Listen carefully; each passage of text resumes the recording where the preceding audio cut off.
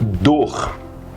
Esse é um sintoma tão relevante na vida das pessoas que hoje se tornou uma especialidade médica, né? A Sociedade Brasileira de Medicina aceita hoje a dor como uma algologia, como uma especialidade médica. Então, especialistas dentro da área da ortopedia, da reumatologia, da psiquiatria, da neurologia, da própria anestesiologia, têm buscado se especializar, se aprofundar no conhecimento da dor para tratar sofrimento das pessoas, de tão relevante e impactante que isso é fisicamente, mentalmente e socialmente para quem sente principalmente dor há mais tempo.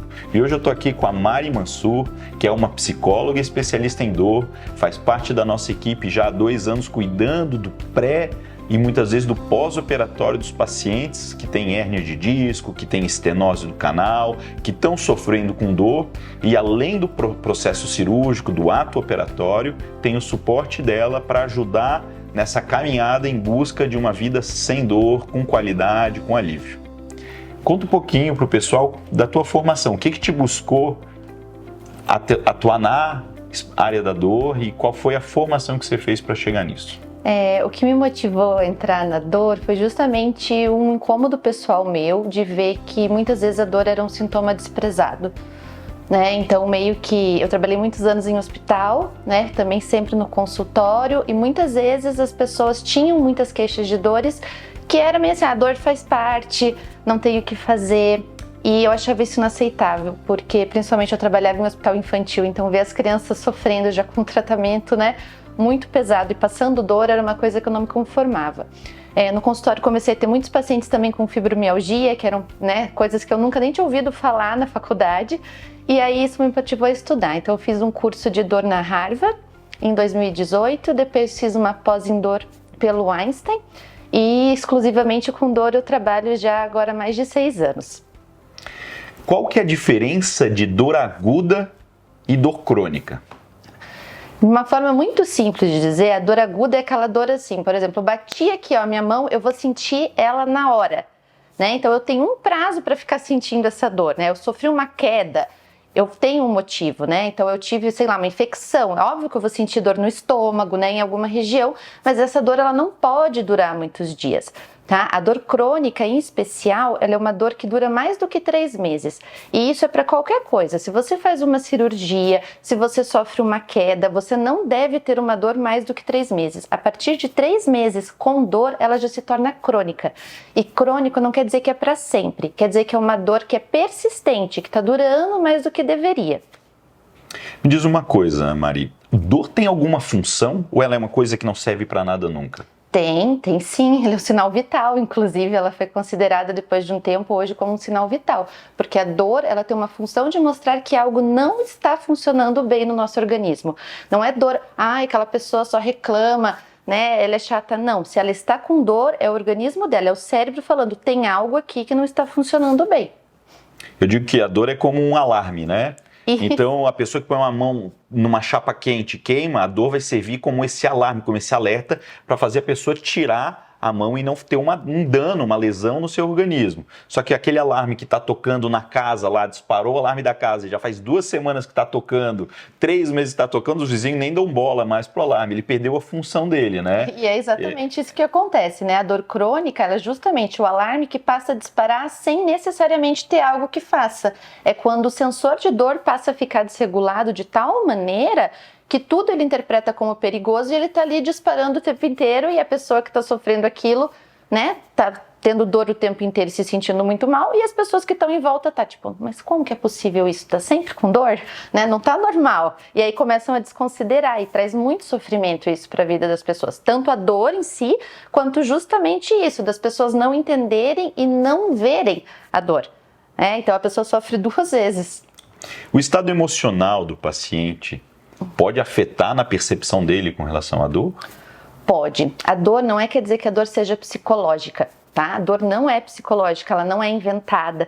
Tá? O que acontece? Quando eu estou com o meu emocional abalado por uma situação de estresse, ou uma perda, ou até pela própria dor, eu vou ficar mais sensível, mas não sensível a ponto de eu inventar uma dor, não, mas a ponto de eu fazer disparar. Se o cérebro entender que aquilo é perigoso, ele dispara mais vezes o sensor de dor. Então não é que a dor seja psicológica, mas o meu estado psicológico pode fazer a dor disparar.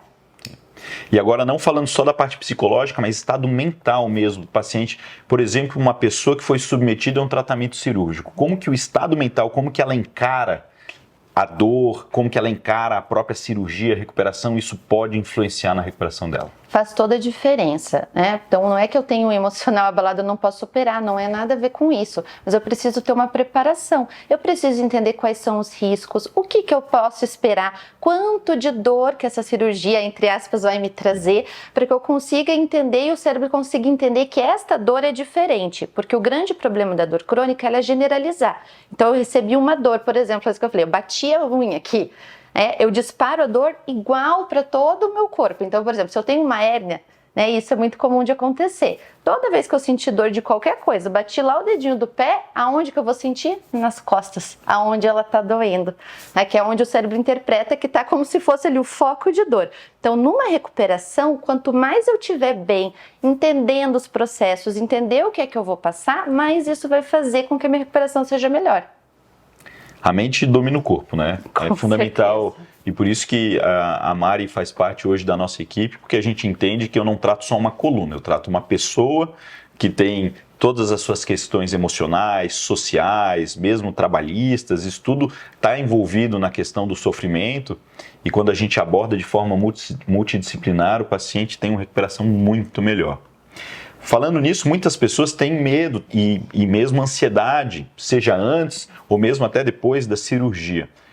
Existe alguma estratégia para o paciente que tem ansiedade, que tem medo com relação a essa cirurgia, para ele enfrentar, que não seja só dependendo de remédio tarja preta? Com certeza, justamente por isso que a gente faz toda essa preparação aqui. Então, é feita uma avaliação individual de cada paciente para entender o momento de vida, quais são as expectativas, por que esse momento da cirurgia, e aí dessa maneira a gente já entender. Então, se essa pessoa já sofre de ansiedade, às vezes já tem uma depressão ou tem uma vida, muito corrida, com filhos pequenos, essa preocupação dela vai abalar. Então, a gente faz toda uma preparação para conseguir entender e fornecer para a pessoa a melhor orientação pós-operatória, porque ela vai ser diferente para cada um, dependendo de como eu tiver. Então, às vezes acontece, por exemplo, de eu já saber que tem um paciente que sofre de ansiedade, eu já aviso com antecedência, o Antônio, a Bruna, às vezes a equipe, olha, na hora de fazer anestesia, toma um cuidadinho extra para não colocar uma máscara antes da pessoa, porque isso pode fazer com que o pânico venha, ela tenha uma crise por se sentir sufocada. Então, tudo aquilo que a gente pode fazer para facilitar para o paciente, a gente tenta fazer. Perfeito. E gatilhos? Você percebe que existam gatilhos que possam fazer surgir ou agravar um episódio de dor em algum paciente? Muitas vezes o que acontece? Dependendo de quanto tempo essa pessoa já está com dor e dependendo se ela tem comorbidades, se ela tem outros estados aí, não só emocionais, mas de outras doenças. Então, às vezes a gente tem pacientes, por exemplo, que já fizeram cirurgia do joelho, do quadril, mas também tem a coluna afetada. Então, fazem procedimentos cirúrgicos muito próximos um do outro. Essas pessoas vão ter uma propensão a ter mais dor no pós-operatório. Então, isso a gente já precisa preparar o paciente, já saber, para ele não se assustar. Tem pessoas que às vezes vão achar que assim que operar vai acordar e não vai mais sentir nenhuma dormência na perna. Não, a gente já vai trabalhar e dizer, olha, esse sintoma vai poder perdurar aí por 2 semanas, vai melhorando. E dessa maneira você vai fazendo uma preparação mental mesmo para que o paciente depois também tenha menos efeitos. Rebote, que o cérebro consiga entender que esta cirurgia, esta agressão que teve no corpo da cirurgia não é a mesma, de uma dor. Muito bom. Pausa dramática. Muitas vezes a gente fala para o paciente que hoje, para fazer um procedimento cirúrgico comigo, o paciente vai passar necessariamente por toda a equipe, vai ter a instrumentadora, vai ter fisioterapeuta e vai ter a consulta pré-operatória com a Mari para fazer essa avaliação do estado de dor da pessoa. E o paciente responde para mim assim, mas eu não preciso de terapia, eu estou com uma dor real. Ou, mas eu já tenho minha psicóloga que eu acompanho. Por que consultar com você antes da cirurgia muda o desfecho desse ato operatório lá na frente? Eu brinco muito com os pacientes que eu falo assim, que se falarem pra você que a dor é coisa da sua cabeça, que é inventada, é mesmo, da sua e da de todo mundo, porque tudo passa pelo cérebro, não tem outra coisa, né, que não seja a leitura que ele tá fazendo. Então, quando a gente pensa em estado de dor, eu tenho que entender isso, o que o seu cérebro está entendendo como perigoso, para eu realmente ir desativando esses gatilhos e eu ter o melhor resultado pós.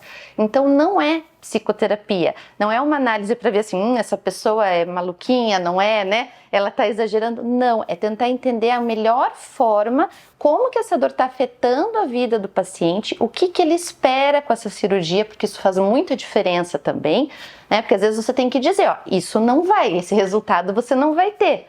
Né? Às vezes a doutora trabalha com muitas pessoas que são atletas e a pessoa na semana seguinte já quer ir levantar correr um peso, maratona, né? isso, é. Tipo, não, daqui um mês talvez, mas em uma semana não. Então a gente já faz essa preparação e isso faz com que a pessoa se sinta mais segura, né? Se segura mentalmente mesmo e emocionalmente e faz com que tenha um resultado melhor no pós-operatório.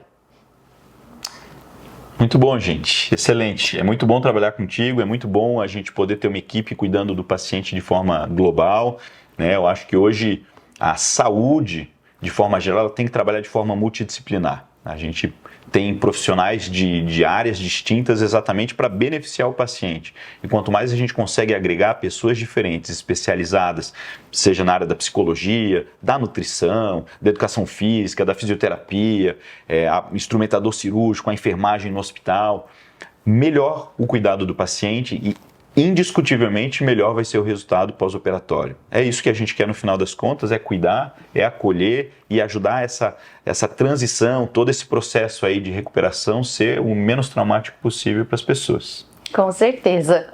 Obrigado, Mari. Obrigada a você. Valeu, gente.